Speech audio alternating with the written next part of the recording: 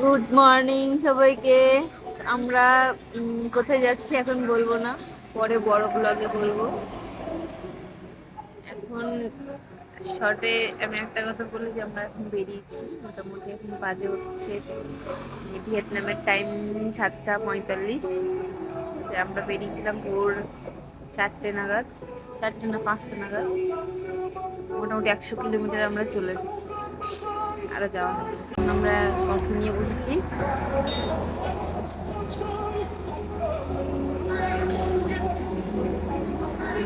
গাড়িটা একটু রেস্ট পাক, আমরাও একটু রেস্ট নিয়ে নিই মোটামুটি আধা ঘন্টা মতো, তারপরে আবার গাড়ি চালানো শুরু। আমাদের বাইক, কফি নিয়ে বসে পড়েছি।